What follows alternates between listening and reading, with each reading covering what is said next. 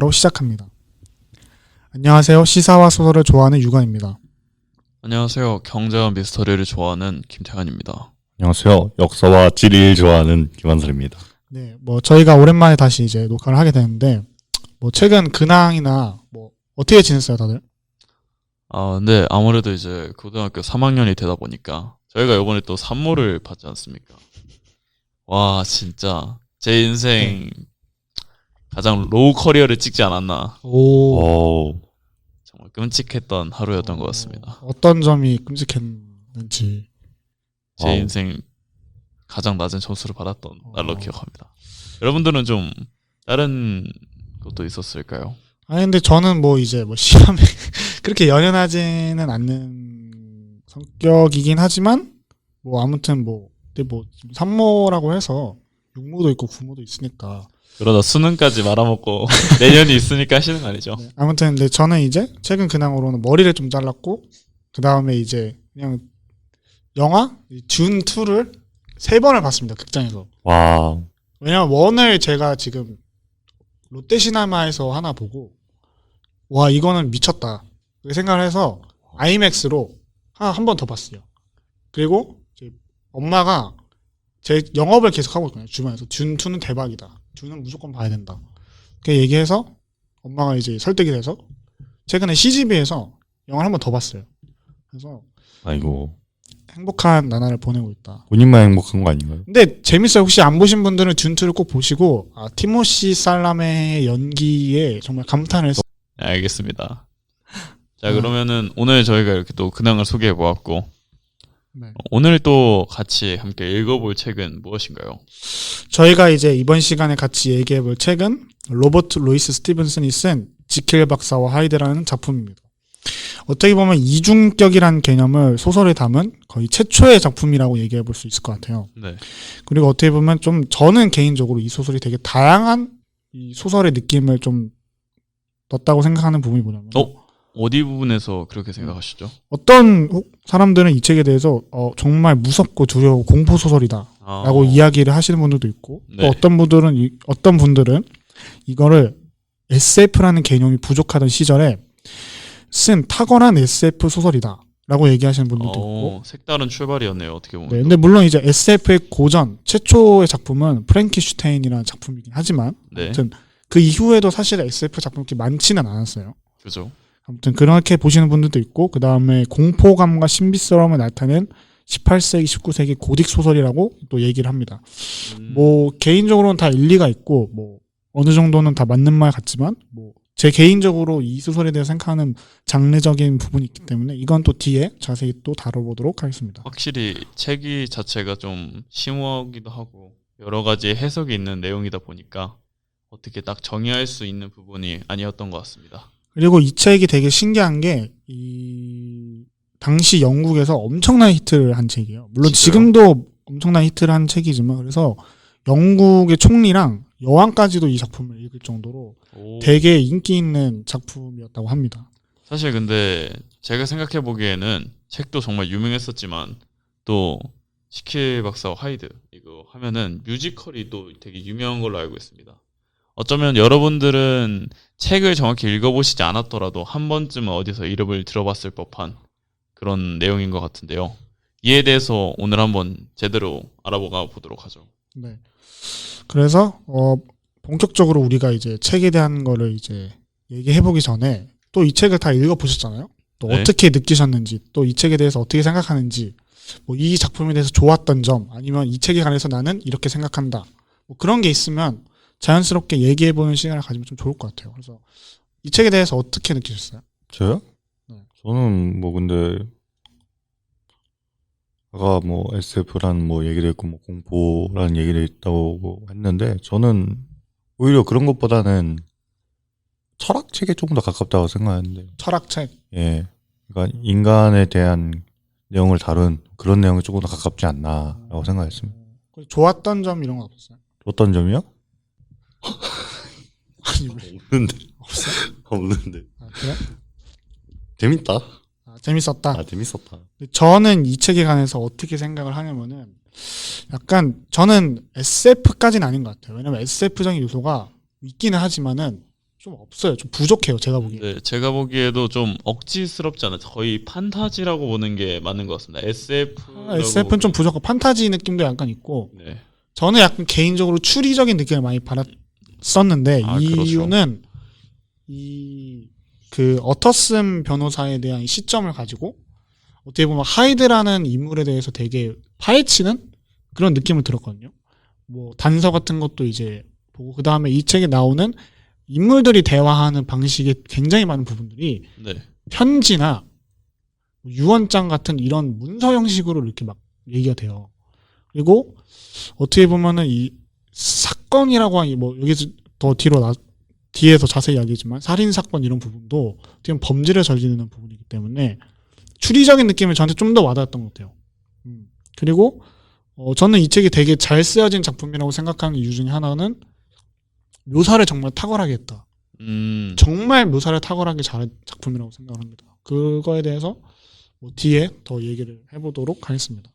저도 그렇게 느꼈던 부분이 뭐였냐면은 이게 확실히 편지 형식으로 하다 보니까 이 어터슨 변호사가 이 사건을 점점 실마리를 찾아가면서도 현장에서 직접적으로 이제 해결되는 것이 아닌 결론적으로 이제 다 끝나고 그거에 대한 이제 반전과 결말을 알게 되는 부분에서 정말 반전이 있었던 것 같고요. 저희가 읽었을 때도 이제 어터슨 변호사와 같이 함께 이제 해결한다기보다는 이미 끝난 사건을 가지고 그거에 남아있는 이 잔재를 계속해서 훑는 듯한 느낌을 받았었습니다. 그리고 약간 제 개인적인 소설도 되게 짧아가지고 좀 몰입하면서 읽었던 것 같아요. 개인적으로.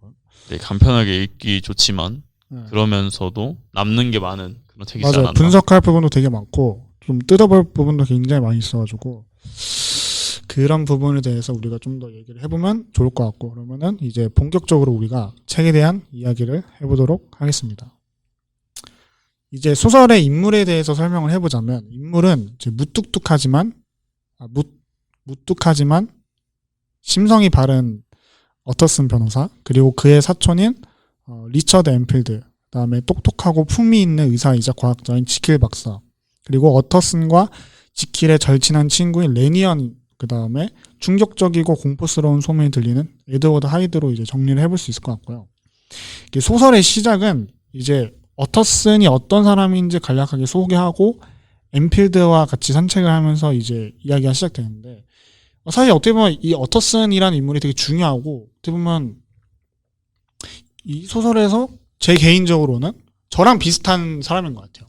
개인적으로는. 어느 부분에서 그렇게 느끼셨는지. 어터슨이 되게 무뚝뚝하고 조용한데 친한 사람들끼리 있을 때는 되게 약간 다정다감하거든요. 다정다감하다고요? 저는 그런 거 좀 다정다감하잖아요. 그런가요? 네, 넘어갑시다.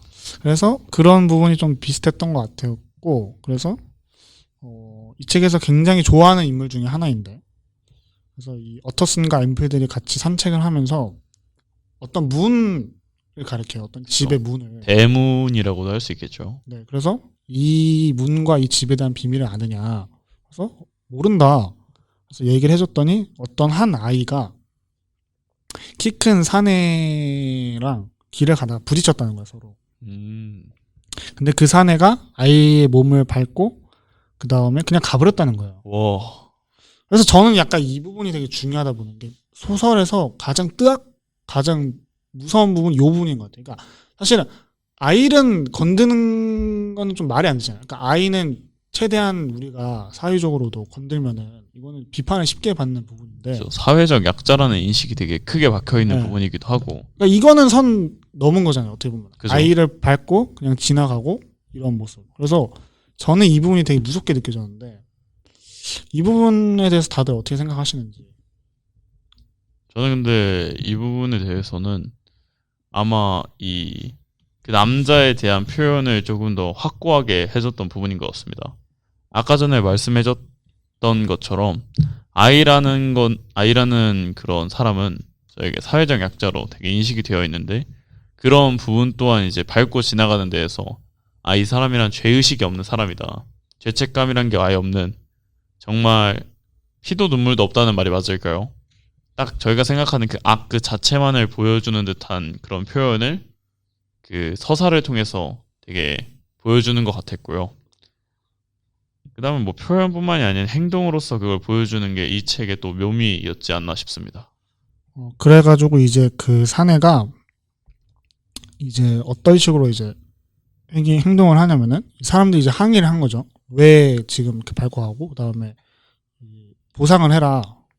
100파운드 정도 보상을 해라. 근데 실제로 이 이 사람이 부자인지 그래서 수표로 그 돈을 줍니다. 이야, 그리고 이제 그냥 그렇게 해결이 유야무야 됐어요. 물질 맞는 중이네요, 그냥. 네, 그래서 이제 애터슨과 엠필드가 더 이제 이야기를 하는데 그래서 그 사내의 이름의 주인공이 그 사내의 주인공 이름을 알게 돼요. 그 인물이 누구냐면 하이드라는 사람인데 어떻게 보면은 그 정말 충격적인 등장 장면이라고도 할 수 있는 그런 부분이었고 그래서 또 그리고 제가 아까 얘기했던 그 추리적인 느낌을 받는다는 이유? 네, 이유라고 생각되는 부분에 여기 34페이지 있는데 이제 엠필드가 이렇게 얘기해요. 질문을 던지는 것에 대해선 제 나름의 확고한 생각이 있습니다.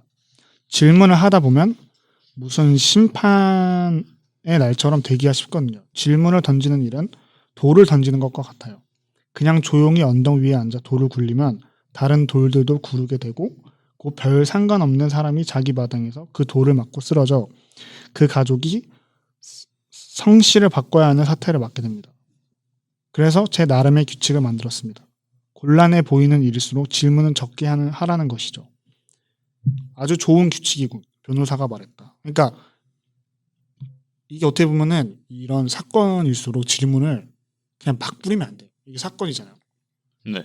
아이를 그냥 짓밟고 간 사건일수록 무슨 이 사람의 친척, 사촌 막 이렇게 다 파헤치는 게 아니라 정말 핵심적인 것만 건드려서 이 사건의 실마리를 잘 찾아야 된다는 그 느낌을 받았거든요. 그리고 네. 실제 이터슨 변호사가 그런 방식으로 하이드를 찾는 방식으로 전개가 됐고 그래서 약간 저는 이런 추리적인 생각이나 이런 관점이 이 소설에 되게 많이 녹아있다고 이제 생각을 하고 네 그래서 이제 다음 내용으로 좀 넘어가 보자면은 그래서 이제 어터슨 박사는 되게 우울해진 거예요.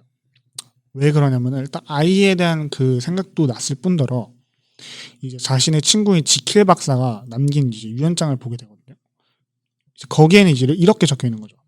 의학 박사, 인법 박사, 왕립 협회 회원 등 헨리 지킬의 사망 시 그 모든 소유물은 그의 친구이자 후원자인 에드워드 하이드에게 양도할 뿐 아니라 실종 또는 3개월을 초과할 시 하이드가 지킬의 자리를 대신한다고 적혀 있었다고. 이게 지금 제가 축약을 한 부분이긴 하지만, 그러니까 이걸 보고 이상한 사람한테 이제 자신의 재산이나 이런 걸 남겨버린 거예요. 그죠. 이게 어떻게 볼 수 있냐면 사실 이 지킬이라는 사람은 어터슨의 고객이자 또 친구이기도 한데 자신의 친구가 자기가 죽었을 시에 아이를 밟고 갔다는 그런 흉악무도한 그런 범죄자에게 자신의 재산과 자신의 명예와 자신의 지위를 넘겨준다는 이런 부분에서 되게 이상함을 느꼈고 왜 이런 사람에게 이런 지원까지 해주는지에 대해서 어터슨 박사는 당시에 되게 의아함을 느꼈을 수밖에 없을 것 같습니다. 그래서 이제 실제로 이제 만나가지고 얘기를 해요. 자신의 친구인 레니언을 만나가지고 혹시 하이드에 대해서 아는 게 있느냐 물어봤는데 아는 게 없다. 그래서 정보를 얻지 못한 채 밤에 집에 들어와서 이제 잠에 들게 되는데 계속 그 여자아이와 하이드에 대한 생각이 이제 떠오르는 거예요. 그래서 이제 밤에 이제 도저히 이게 머릿속에서 이게 막 지워질 수가 없어가지고 막 그 다음날 밤에 잠복 근무를 하면서 하이드를 기다립니다. 그래서 노력 끝에 하이드를 만나요. 그래서 막 당신이 하이드죠. 그 다음에 지킬 박사를 만날 수 있나요? 이렇게 얘기하고 그 다음에 얼굴을 보여줄 수 있나요? 이렇게 얘기를 한 다음에 그러면서 이제 이야기가 끝나고 그 이후에 지킬 박사랑 이제 만나게 되거든요. 그래서 이제 유언장 얘기를 정말 직설적으로 해요. 그래서 이 유언장의 내용대로 가야 된다라고 이제 이야기를 합니다. 그러면서 이제 결국은 이제 지킬이 설득을 성공을 해가지고 네. 이제 어터슨이 이제 승낙을 하게 되는데 그 내용도 되게 좀 신기했던 게 저는 이거 처음 봤을 때는 이 지킬의 하는 이야기가 네. 되게 그렇지 그럴 수 있구나라는 생각을 했는데 막 어떤 식으로 했냐면 자네의 걱정은 고맙고 그리고 자네를 신뢰하네 이 문제는 그런 문제가 아니고 만약 당신이 걱정한 대로 만약 당신이 걱정을 한다면은 나는 언제든지 하이드랑 연을 끊을 수도 있다 이렇게 얘기하면서 혹시 만약에 내가 죽거나 내가 어디 실종되면은 하이드에 대해서 잘 돌봐달라 또는 온당하게라는 표현을 좀 여기 책에선 있긴 했지만 좀 비판적으로 보지 말고 잘 온당하게 대해달라라고 이제 얘기를 하거든요. 네. 근데 이거 되게 중요한 부분이에요, 사실은 어떻게 보면은. 이제 뒤에서도 이제 얘기를 나올 거지만 지킬 박사가 이게 착한 마음으로 이렇게 막 접근한 것처럼 보이지만은 사실은 그런 게 아니었다라는 거를 이제 소설 보면 이제 알 수가 있거든요. 처음 봤을 때는 이게 되게 선의 마음으로 다가왔는데 그 뒤로는 악의 마음으로 이 부분이 다가오는 것 같아요. 다음 이야기를 풀어보자면 이것도 정말 책에서 크게 있었던 한 사건이라고 볼 수 있는데요. 시작은 이제 어느 한 하녀의 증언으로부터 시작이 됩니다. 어느 한 하녀가 창문으로 이제 밖을 보고 있었는데요. 그때 한 노신사가 반대쪽에서부터 길을 걸어가고 있었습니다. 그러다가 또 그 반대쪽에서는 어떤 키가 작은 남성이 걸어오고 있었죠. 그때 당시가 밤이었는데 이 노신사가 길을 걷다가 이제 자신이 어디 쪽으로 가야 되는지 손짓을 하면서 그 키가 작은 남성에게 물어보는 것처럼 하녀가 보였더랍니다. 그걸 듣다가 갑자기 키가 작은 남성이 분노를 표출하였고 자신의 지팡이를 들고 무차별하게 그 노인을 가격을 하게 되는 사건이 있었는데요. 그렇게 지팡이가 부러질 정도로 노인을 때리다가 결과적으로 노인은 쓰러졌고 계속해서 짓밟다가 그 작은 남성이 사라진 걸로 하녀는 기억을 합니다. 그 하녀는 이걸 경찰에 신고를 했고 그 다음에 경찰이 와서 그 상황을 확인했을 때 이미 노인은 죽어있는 상태였습니다. 그곳에 남아있는 거는 노인의 시체와 부러진 지팡이 그리고 한 편지였는데요. 경찰은 이를 의아해하면서 편지를 확인했고 편지에는 어터슨에게라는 내용이 적힌 아주 짧은 편지가 적혀 있었습니다. 그렇게 되면서 이제 경찰은 어터슨에게 이제 또 조사를 요구하게 되었고 어터슨 또한 이 일을 관심 가지면서 이것도 하이드에 연관돼 있는 거구나라는 걸 깨달을 수 있었죠. 저는 여기서 되게 이 살인 사건이란 키워드가 정말 크게 작용을 했던 것 같은데요. 이 부분에 대해서는 또 어떻게 생각하시는지. 저는 이거 되게 재밌었어요. 이거 진짜요? 약간 좀 이상하게 될 수 있지만 약간 살인은 한 게 막 재밌었다 이렇다기보다는 이 묘사를 너무 진짜 잘해가지고 이런 부분도 있거든요. 고릴라 같은 화를 내고 그다음에 그를 밟고 마구 내리쳤다. 그러니까 이런 게 정말 상상이 되면서 그 하이드의 악에 대한 그 모습이 막 저한테 다가오는 거예요. 이런 부분을 보면서. 되게 폭력적인 그런 장면을 묘사를 되게 잘했네요. 감정선이 정말 제가 보면서도 이거는 막 머릿속에서 떠올려지는 거예요. 보면서. 그래서 되게 재밌게 봤던 것 같고 그다음에 이제 하이드 근데 저는 이런 부분에서 봤을 때도 하이드도 중요하지만 아까 얘기했던 편지 이런 것들이 남겨지는 것 자체가 되게 추리적이다. 사실 이런 것들은 다른 소설에서 보기 좀 힘들거든요. 그래서 이런 부분도 좀 느꼈던 것 같고 약간 편지를 통해서 이 사건의 단서를 보여주는 되게 편지라는 요소가 하나의 큰 매개체로서 작용을 했던 것 같아요. 저는 이제 또 그렇게 느꼈던 것 같고 또 이제 크게 보면은 이게 정말 이 노신사가 또 직책이 상당한데요. 이 노신사의 전체가 사실은 댄버스 커류경이라는 분이었는데 이 하원 의원으로서 많은 사람에게 존경과 사랑을 받고 있는 사람이었고 또한 애터슨의 고객이자 친구였던 사람인데 이렇게 높은 직책에 있는 사람도 그냥 무차별적으로 이제 공격을 하고 죽임을 하는 정말 그런 걸 보면서 이 하이드라는 사람은 사회적인 이런 압박이나 위험도 신경을 안 쓰는 사람이구나. 정말 잔인하고 극악무도하고 무서운 사람이라는 거 이때 좀 느꼈던 것 같습니다. 처음에 아이 집 밟는 것까지는 그냥 되게 나쁜 사람이다 정도였는데 이때부터 되게 인식이 진짜 나쁘게 됐던 것 같아요. 근데 저는 이거 보면서 그러니까 나쁜 사람 그다음에 악인이라고는 이제 생각을 하지만 막 이게 충격적으로는 못 다가왔던 가장 큰 이유는 네. 그런 사람이 이미 이 세상에 너무 많이 있어요. 솔직히 생각하면. 그건 맞는 것 같습니다. 그렇기 때문에 저는 막 이게 충격적으로는 안 다가왔던 것 같고 그래서 되게 약간 그치 현실에 이런 사람들도 있지 이런 사람들이 묻지마 살고도 폭행이죠. 있지 묻지마 막 사회적으로도 보면은 막 이런 사건들이 많이 있잖아요. 네. 그런데 그런 것들을 이제 작가로서는 잘 묘사를 할 수 있느냐는 다른 문제인데 너무 잘했던 것 같고 그래서 이 부분이 좋았던 것 같아요. 이후 어터슨 박사는 이러한 하이드의 얘기를 듣고서 지킬 박사에게 하이드와 연을 끊으라고 얘기를 합니다. 왜냐면 전에 지킬 박사가 너가 정말 위험하다고 느끼면은 내가 이 사람과 연을 끊겠다 라고도 얘기를 했었기 때문에 어터슨 이에 대한 응당한 요구를 하러 간 것이었죠. 그리고 실제로 지킬도 다시는 하이드와 만나지 않겠다고 선언을 하고 그리고 어터슨이 유언장을 이제 혹시 하이드에게 협박당해서 쓴 거냐 왜 네가 이런 사람에게 재산을 넘겨주냐 한 거냐라고 했는데 지킬 또한 이제 조용히 고개를 끄덕이면서 이에 대한 긍정을 표하는 듯이 보였습니다.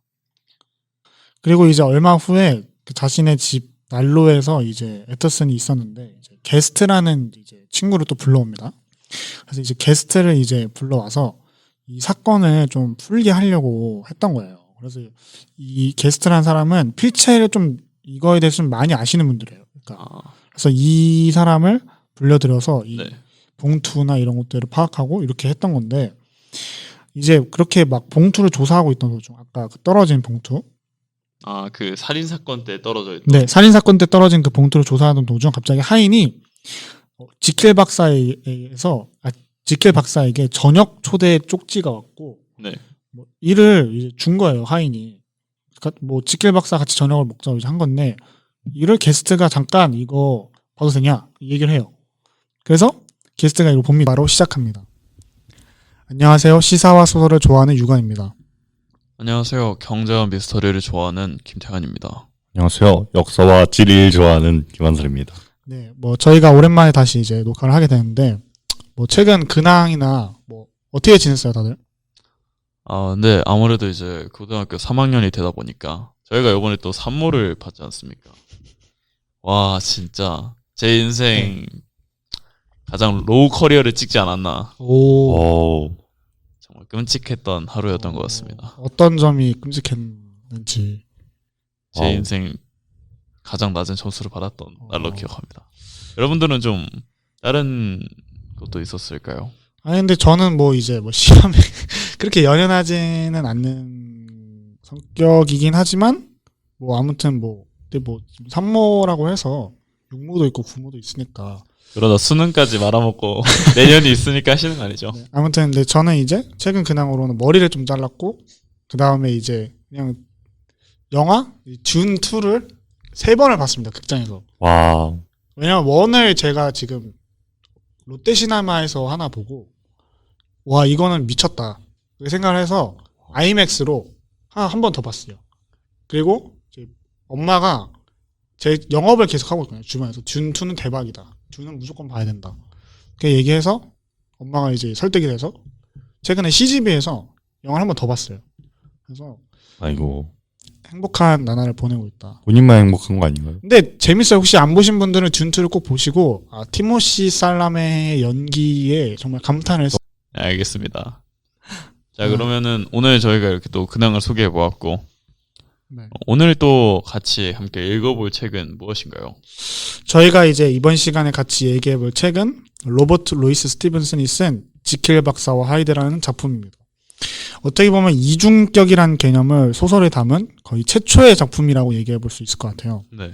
그리고 어떻게 보면 좀 저는 개인적으로 이 소설이 되게 다양한 이 소설의 느낌을 좀 넣었다고 생각하는 부분이 뭐냐면 어디 부분에서 그렇게 생각하시죠? 어떤 사람들은 이 책에 대해서 정말 무섭고 두려워 공포 소설이다라고 이야기를 하시는 분들도 있고 또 네. 어떤 분들은 이거를 SF라는 개념이 부족하던 시절에 쓴 탁월한 SF 소설이다라고 얘기하시는 분들도 있고. 색다른 출발이었네요. 어떻게 보면. 네, 근데 물론 이제 SF의 고전 최초의 작품은 프랭키슈타인이라는 작품이긴 하지만 네. 아무튼 그 이후에도 사실 SF 작품이 그렇게 많지는 않았어요. 그죠.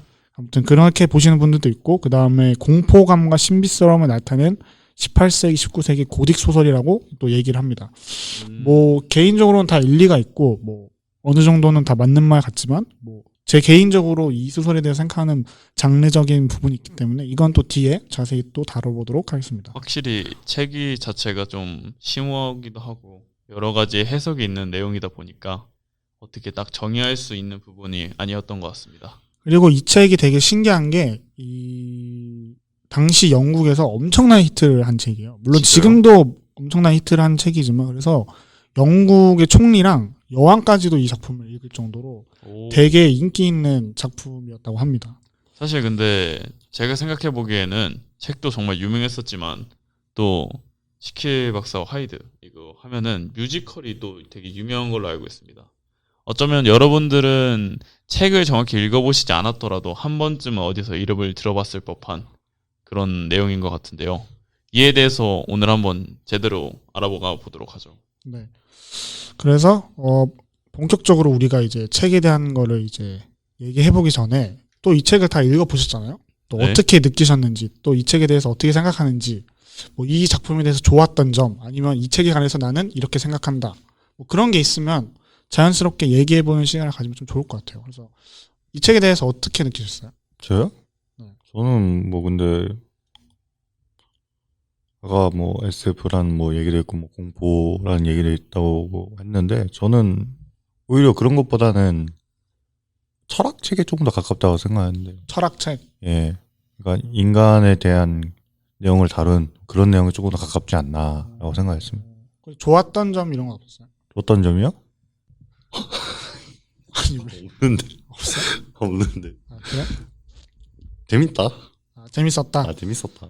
저는 이 책에 관해서 어떻게 생각을 하냐면은 약간 저는 SF까지는 아닌 것 같아요. 왜냐면 SF적인 요소가 있기는 하지만은 좀 없어요. 좀 부족해요. 제가 보기에. 네, 제가 보기에도 좀 억지스럽지 않아요. 거의 판타지라고 보는 게 맞는 것 같습니다. SF는 좀 부족하고 판타지 느낌도 약간 있고 네. 저는 약간 개인적으로 추리적인 느낌을 많이 받았었는데 그렇죠. 이유는 그 어터슨 변호사에 대한 이 시점을 가지고 어떻게 보면 하이드라는 인물에 대해서 되게 파헤치는 그런 느낌을 들었거든요. 뭐 단서 같은 것도 이제 보고 그 다음에 이 책에 나오는 인물들이 대화하는 방식에 굉장히 많은 부분들이 네. 편지나 유언장 같은 이런 문서 형식으로 이렇게 막 얘기가 돼요.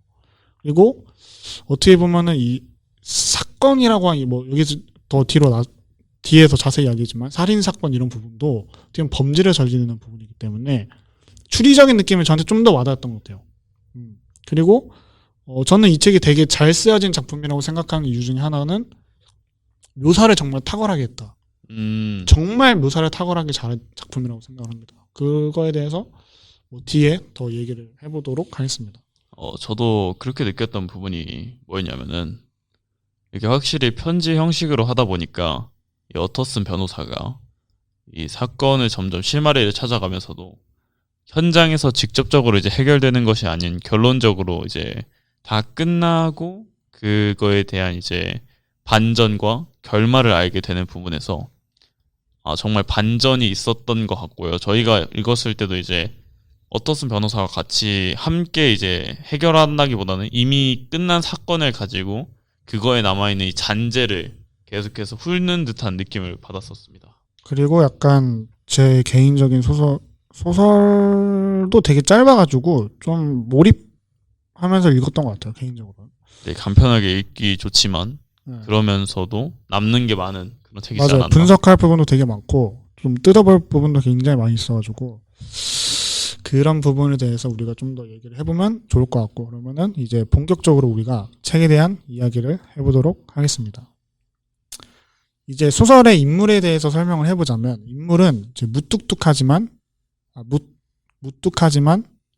심성이 바른 어터슨 변호사, 그리고 그의 사촌인 리처드 엠필드, 그다음에 똑똑하고 품위 있는 의사이자 과학자인 지킬 박사, 그리고 어터슨과 지킬의 절친한 친구인 레니언, 그다음에 충격적이고 공포스러운 소문이 들리는 에드워드 하이드로 이제 정리를 해볼 수 있을 것 같고요. 이게 소설의 시작은 이제 어터슨이 어떤 사람인지 간략하게 소개하고 엠필드와 같이 산책을 하면서 이제 이야기가 시작되는데, 사실 어떻게 보면 이 어터슨이라는 인물이 되게 중요하고, 어떻게 보면 이 소설에서 제 개인적으로는 저랑 비슷한 사람인 것 같아요. 개인적으로는. 어느 부분에서 그렇게 느끼셨는지. 어터슨이 되게 무뚝뚝하고 조용한데 친한 사람들끼리 있을 때는 되게 약간 다정다감하거든요. 다정다감하다고요? 저는 그런 거 좀 다정다감하잖아요. 아, 그런가요? 아, 네, 넘어갑시다. 그래서 그런 부분이 좀 비슷했던 것 같았고, 그래서 이 책에서 굉장히 좋아하는 인물 중에 하나인데, 그래서 이 어터슨과 엠필들이 같이 산책을 하면서 어떤 문을 가리켜요. 어떤 집의 문을. 대문이라고도 할 수 있겠죠. 네, 그래서 이 문과 이 집에 대한 비밀을 아느냐. 그래서 모른다. 그래서 얘기를 해줬더니 어떤 한 아이가 키 큰 사내랑 길을 가다가 부딪혔다는 거야, 서로.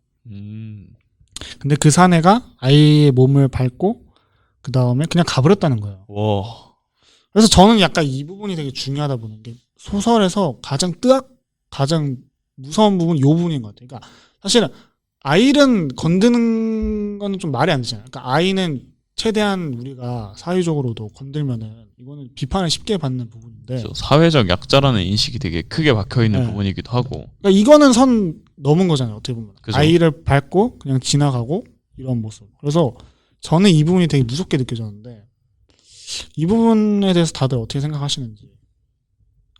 저는 근데 이 부분에 대해서는 아마 그 남자에 대한 표현을 조금 더 확고하게 해줬던 부분인 것 같습니다.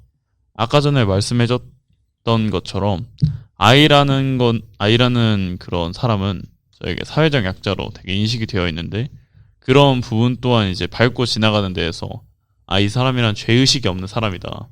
죄책감이란 게 아예 없는, 정말 피도 눈물도 없다는 말이 맞을까요? 딱 저희가 생각하는 그 악 그 자체만을 보여주는 듯한 그런 표현을 그 서사를 통해서 되게 보여주는 것 같았고요. 그 다음에 뭐 표현뿐만이 아닌 행동으로서 그걸 보여주는 게 이 책의 또 묘미였지 않나 싶습니다. 그래가지고 이제 그 사내가 이제 어떤 식으로 이제 행동을 하냐면은, 사람들이 이제 항의를 한 거죠. 왜 지금 이렇게 밟고 가고, 그 다음에 보상을 해라. 100파운드 정도 보상을 해라. 근데 실제로 이 이 사람이 부자인지, 그래서 수표로 그 돈을 줍니다. 이야, 그리고 이제 그냥 그렇게 해결이 유야무야 됐어요. 물질 맞는 중이네요, 그냥. 네, 그래서 이제 에터슨과 엠필드가 더 이제 이야기를 하는데, 그래서 그 사내의 이름의 주인공이, 그 사내의 주인공 이름을 알게 돼요. 그 인물이 누구냐면 하이드라는 사람인데, 어떻게 보면은 정말 충격적인 등장 장면이라고도 할 수 있는 그런 부분이었고, 그래서 또 그리고 제가 아까 얘기했던 그 추리적인 느낌을 받는다는 이유? 네, 이유라고 생각되는 부분을 여기 34페이지에 있는데, 이제 엠필드가 이렇게 얘기해요. 질문을 던지는 것에 대해선 제 나름의 확고한 생각이 있습니다. 질문을 하다 보면 무슨 심판의 날처럼 되기가 쉽거든요. 질문을 던지는 일은 돌을 던지는 것과 같아요. 그냥 조용히 언덕 위에 앉아 돌을 굴리면 다른 돌들도 구르게 되고, 그 별 상관없는 사람이 자기 마당에서 그 돌을 맞고 쓰러져 그 가족이 성씨를 바꿔야 하는 사태를 맞게 됩니다. 그래서 제 나름의 규칙을 만들었습니다. 곤란해 보이는 일일수록 질문은 적게 하라는 것이죠. 아주 좋은 규칙이군, 변호사가 말했다. 그러니까 이게 어떻게 보면은 이런 사건일수록 질문을 그냥 막 뿌리면 안 돼. 이게 사건이잖아요. 네. 아이를 그냥 짓밟고 간 사건일수록 무슨 뭐이 사람의 친척 사촌 막 이렇게 다 파헤치는 게 아니라 정말 핵심적인 것만 건드려서 이 사건의 실마리를 잘 찾아야 된다는 그 느낌을 받았거든요. 그리고 네. 실제 이터슨 변호사가 그런 방식으로 하이드를 찾는 방식으로 전개가 됐고, 그래서 약간 저는 이런 추리적인 생각이나 이런 관점이 이 소설에 되게 많이 녹아 있다고 이제 생각을 하고, 네, 그래서 이제 다음 내용으로 좀 넘어가 보자면은, 그래서 이제 어터슨 박사는 되게 우울해진 거예요. 왜 그러냐면은 일단 아이에 대한 그 생각도 났을 뿐더러 이제 자신의 친구인 지킬 박사가 남긴 이제 유언장을 보게 되거든요. 이제 거기에는 이제 이렇게 적혀 있는 거죠. 의학 박사, 인법 박사, 왕립 협회 회원 등 헨리 지킬의 사망 시 그 모든 소유물은 그의 친구이자 후원자인 에드워드 하이드에게 양도할 뿐 아니라 실종 또는 3개월 초과할 시 하이드가 지킬의 자리를 대신한다고 적혀 있었다고. 이게 지금 제가 축약을 한 부분이긴 하지만, 그러니까 이걸 보고 이상한 사람한테 이제 자신의 재산이나 이런 걸 남겨버린 거예요. 그죠. 이게 어떻게 볼 수 있냐면 사실 이 지킬이라는 사람은 어터슨의 고객이자 또 친구이기도 한데 자신의 친구가 자기가 죽었을 시에 아이를 밟고 갔다는 그런 흉악무도한 그런 범죄자에게 자신의 재산과 자신의 명예와 자신의 지위를 넘겨준다는 이런 부분에서 되게 이상함을 느꼈고 왜 이런 사람에게 이런 지원까지 해주는지에 대해서 어터슨 박사는 당시에 되게 의아함을 느꼈을 수밖에 없을 것 같습니다. 그래서 이제 실제로 이제 만나가지고 얘기를 해요. 자신의 친구인 레니언을 만나가지고 혹시 하이드에 대해서 아는 게 있느냐 물어봤는데 아는 게 없다. 그래서 정보를 얻지 못한 채 밤에 집에 들어와서 이제 잠에 들게 되는데 계속 그 여자아이와 하이드에 대한 생각이 이제 떠오르는 거예요. 그래서 이제 밤에 이제 도저히 이게 머릿속에서 이게 막 지워질 수 없어가지고 막 그 다음날 밤에 잠복 근무를 하면서 하이드를 기다립니다. 그래서 노력 끝에 하이드를 만나요.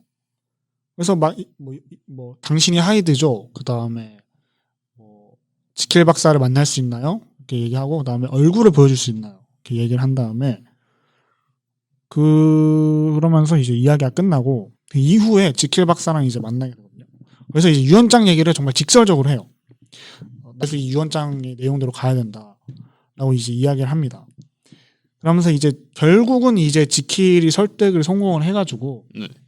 이제 어터슨이 이제 승낙을 하게 되는데 그 내용도 되게 좀 신기했던 게 저는 이거 처음 봤을 때는 이 지킬의 하는 이야기가 네. 되게 그렇지 그럴 수 있구나라는 생각을 했는데 막 어떤 식으로 했냐면 자네의 걱정은 고맙고 그리고 자네를 신뢰하네. 이 문제는 그런 문제가 아니고 만약 당신이 걱정한 대로 만약 당신이 걱정을 한다면은 나는 언제든지 하이드랑 연을 끊을 수도 있다. 이렇게 얘기하면서 혹시 만약에 내가 죽거나 내가 어디 실종되면은 하이드에 대해서 잘 돌봐달라. 또는 온당하게라는 표현을 좀 여기 책에서는 있긴 했지만 좀 비판적으로 보지 말고 잘 온당하게 대해달라. 라고 이제 얘기를 하거든요. 네. 근데 이거 되게 중요한 부분이에요. 사실은 어떻게 보면은. 이제 뒤에서도 이제 얘기를 나올 거지만 지킬 박사가 이게 착한 마음으로 이렇게 막 접근한 것처럼 보이지만은 사실은 그런 게 아니었다라는 거를 이제 소설 보면 이제 알 수가 있거든요. 처음 봤을 때는 이게 되게 선의 마음으로 다가왔는데 그 뒤로는 악의 마음으로 이 부분이 다가오는 것 같아요. 다음 이야기를 풀어보자면 이것도 정말 책에서 크게 있었던 한 사건이라고 볼 수 있는데요. 시작은 이제 어느 한 하녀의 증언으로부터 시작이 됩니다. 어느 한 하녀가 창문으로 이제 밖을 보고 있었는데요. 그때 한 노신사가 반대쪽에서부터 길을 걸어가고 있었습니다. 그러다가 또 그 반대쪽에서는 어떤 키가 작은 남성이 걸어오고 있었죠. 그때 당시가 밤이었는데 이 노신사가 길을 걷다가 이제 자신이 어디 쪽으로 가야 되는지 손짓을 하면서 그 키가 작은 남성에게 물어보는 것처럼 하녀가 보였더랍니다. 그걸 듣다가 갑자기 키가 작은 남성이 분노를 표출하였고 자신의 지팡이를 들고 무차별하게 그 노인을 가격을 하게 되는 사건이 있었는데요. 그렇게 지팡이가 부러질 정도로 노인을 때리다가 결과적으로 노인은 쓰러졌고 계속해서 짓밟다가 그 작은 남성이 사라진 걸로 하녀는 기억을 합니다. 그의 하녀는 이걸 경찰에 신고를 했고 그 다음에 경찰이 와서 그 상황을 확인했을 때 이미 노인은 죽어있는 상태였습니다. 그곳에 남아있는 거는 노인의 시체와 부러진 지팡이 그리고 한 편지였는데요.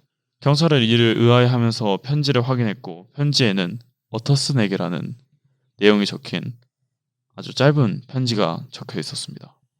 그렇게 되면서 이제 경찰은 어터슨에게 이제 또 조사를 요구하게 되었고 어터슨 또한 이 일을 관심 가지면서 아 이것도 하이드에 연관돼 있는 거구나라는 걸 깨달을 수 있었죠. 저는 여기서 되게 이 살인 사건이란 키워드가 정말 크게 작용을 했던 것 같은데요. 이 부분에 대해서는 또 어떻게 생각하시는지. 저는 이거 되게 재밌었어요.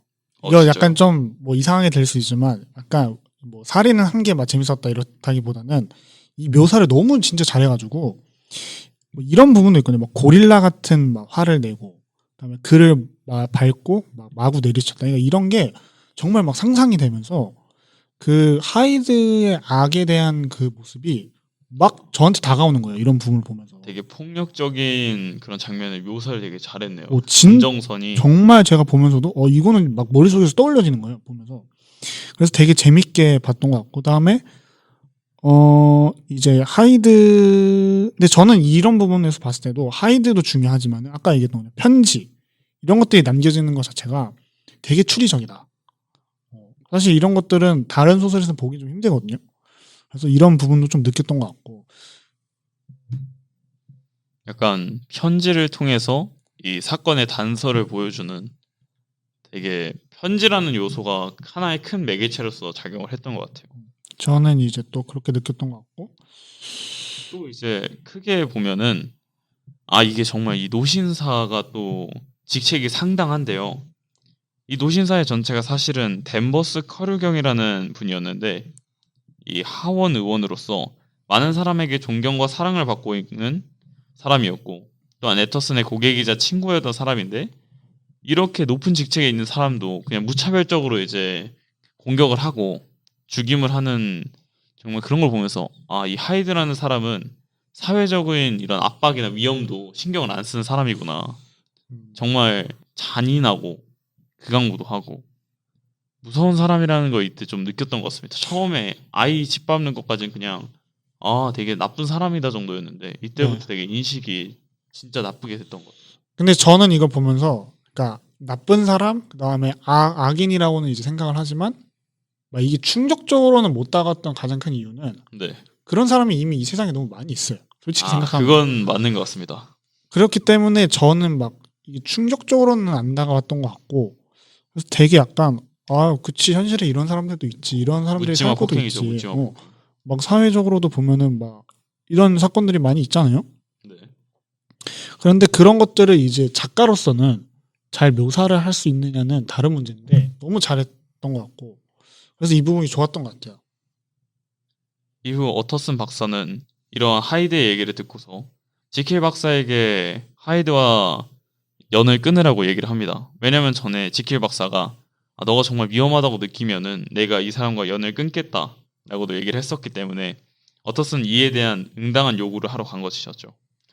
그리고 실제로 지킬도 다시는 하이드와 만나지 않겠다고 선언을 하고 그리고 어터슨이 유언장을 이제 혹시 하이드에게 협박당해서 쓴 거냐 왜 네가 이런 사람에게 재산을 넘겨주냐 한 거냐라고 했는데 지킬 또한 이제 조용히 고개를 끄덕이면서 이에 대한 긍정을 표하는 듯이 보였습니다. 그리고 이제 얼마 후에 그 자신의 집 난로에서 이제 애터슨이 있었는데 이제 게스트라는 이제 친구를 또 불러옵니다. 그래서 이제 게스트를 이제 불러와서 이 사건을 좀 풀게 하려고 했던 거예요. 그래서 이 게스트라는 사람은 필체를 좀 이거에 대해서 좀 많이 아시는 분들이에요. 그러니까 그래서 이 사람을 불러들여서 이 네. 봉투나 이런 것들을 파악하고 이렇게 했던 건데 이제 그렇게 막 봉투를 조사하고 있던 도중 아까 그 떨어진 봉투 아, 그 살인 사건 때 떨어져 있던. 네, 살인 사건 때 떨어진 그 봉투를 조사하던 도중 갑자기 하인이 지킬 박사에게서 지킬 박사에게 저녁 초대 쪽지가 왔고 네. 뭐 일을 이제 준 거예요, 하인이. 그러니까 뭐 지킬 박사 같이 저녁을 먹자고 이제 한 건데 이를 게스트가 잠깐 이거 봐도 되냐 이 얘기를 해요. 그래서 게스트가 이걸 봅니다. 그래서 이 두 필체가 동일한데? 이렇게 얘기를 하는 거예요. 네. 막 그러다가 그래 알았어 그러면은 뭐 이 얘기는 뭐 하지 마 이렇게 막 간 거예요. 그러다가 어떻으니 혼자 밤을 맞이하게 될 때 생각을 한 거죠. 헨리 지킬이 살인자를 위해 편지를 위조하다니. 워터슨은 그럼 지금 헨리 지킬이 하이드를 위해서 편지도 위조하고 돈도 주고 지금 그쵸. 왜 이렇게 감싸주나라고 그쵸. 생각을 그렇게 하고 생각을 했던 거죠. 그래서 그렇게 된 거고 이제 시간이 좀 더 흐르고 이제 막 지킬 박사가 다시 막 삶의 긍정적인 기운을 그 전까지 약간 좀 칩거 생활, 운둔 생활 좀 했거든요. 그래서 이제 다시 친한 친구들 만나서 레니언이랑 에터슨 다시 불러들여서 밥도 먹고 막 자선 활동도 같은 것도 하고 종교 활동 같은 것도 하고 그러다가 갑자기 뭐 레니언을 만나고 한 이틀 이후 14일 때 갑자기 집문을 딱 닫아버린 거예요. 갑자기 다시 운둔 생활로 들어가요. 그리고 이제 레니언 박사랑 식사를 하게 된 거죠. 어떻으니. 거기서 듣게 된 거는 이제 레니언 박사가 얼마 못 살게 될 거라는 것과 지킬도 이제 아프다 이제 얘기를 하는데 갑자기 지킬에 대해서 얘기하지 마라. 만나는 것도 싫고 듣는 것도 싫고 그 자원은 이제 끝났다. 그런 식으로 이제 얘기를 하거든요. 네. 이후 지킬에게 편지를 쓴 에터스는 이제 답장을 하고 이제 그걸 받게 되는 거예요. 그러면서 자신은 차마 밝힐 수 없는 형벌과 위험을 자초했고 죄를 지은 죄인이다. 죄로 고통받는 이다. 이 운명의 무게를 덜어주는 길은 이 사건에 대해서 침묵하고 나를 존중해주는 일밖에 없다. 이렇게 얘기를 합니다. 그리고 일주일 후에 레니언 박사가 누워있어요. 집에서. 그 다음에 2주 되고 2주 좀 되지 않고 세상을 떠납니다. 아이고. 그 다음에 레니언의 봉투를 받은 이제 에터슨. 그러니까 레니언이 이제 죽기 전에 봉투를 하나 남겼거든요. 네. 거기에 이제 무슨 내용이 있냐면은 헨리 지킬 박사가 사망하거나 또는 실종되지 않았다면 개봉하지 말라고 적혀 있었던 거예요. 아, 그러니까 편지가 있었는데 단 헨리 지킬 박사의 사망 또는 실종이 되지 않았을 때는 건들지 말라는 그렇죠. 그런 경고 문구가 있었다고 볼 수 있겠네요. 그렇죠. 그래서 그렇게 된 건데 네, 그런데 어느 날 에터스는 집에서 진을 한 잔 마시면서 또 밥을 먹고 있었는데요. 갑자기 그러던 날이 흐르다가 폴이 찾아옵니다. 이 폴은 지킬 박사의 하인이라고 할 수 있는데요. 폴이 다급하게 찾아서 워터슨 박사를 찾아서 하는 말이 지킬 박사님이 자꾸 서재에만 박혀 계시고 집 밖으로 나오지도 않으시고 문제가 너무 많으신 것 같습니다. 범죄가 일어난 것 같습니다. 라고 폴이 얘기를 합니다. 그거를 듣고 이제 워터슨 박사는 자신의 친구이자 또 어떻게 됐을지 모르는 걱정되는 지킬 박사를 또 이제 구하기 위해서 집으로 이제 가게 된 거죠. 같이 폴과. 그 다음에 폴과 같이 이제 워터슨 박사는 그의 서재로 올라가는데요. 그리고 이제 폴이 이제 딱 얘기를 합니다. 워터슨 변호사께서 이제 지금 주인님을 찾아뵈러 왔습니다. 나와주시기 바랍니다라고 하는데 자꾸 이제 얘기를 하는데 목소리가 좀 이상한 겁니다. 원래 지킬 박사가 이런 목소리였나? 하고 이제 어터스는 자꾸 생각이 드는 거죠. 그래서 자기가 봤을 때는 누군가 지킬을 죽이고 그 자리를 대신하고 있다. 이 목소리는 지킬의 목소리가 아니다. 라고 생각을 해서 빠르게 서재의 문을 부시고 그 안으로 들어갑니다. 그래서 거기 있던 게 이제 에드워드 하이드인데 이제 그 방에 있던 편지를 읽게 돼요. 레니언이 아까 얘기했던 그 자네에게 경고했던 그거를 읽고 만약에도 뭔가 이해가 되지 않거나 알고 싶은 점이 있으면은 자신의 고백을 열어보라고 이제 얘기를 합니다. 그래서 그거를 듣고 고백? 편지가 하나 더 있냐라고 이제 물어봐요. 그래서 폴이 찾아서 봉투를 하나 더 건네줘요. 그래서 이 마지막 부분은 이제 결론은 이제 결론은 이제 하이드가 뭐 자살 시도를 했던 것 같아요. 이 책에서도. 그래가지고 이제 자살하기 전에 남겨놓은 이제 유석 그런 것들을 이제 애터슨이 보고 그 다음에 아까 얘기했던 레니언 박사의 이야기를 이제 보게 되면서 대부분 소설이 끝나게 되는데, 그래서 아까 얘기했던 거 다 종합해서 뭐냐면은 1월 9일 날 지킬 박사한테 봉투가 나왔다. 자정의 진료실에 혼자 있으면 한 남자가 자신의 이름을 대면서 문을 열어줄 것이라고 이제 이야기하고 이를 부탁을 합니다. 그리고 이 부탁이 너무 간절해서 받아들이게 돼요, 레니언이. 그리고 한 남성이 오게 되고 비밀을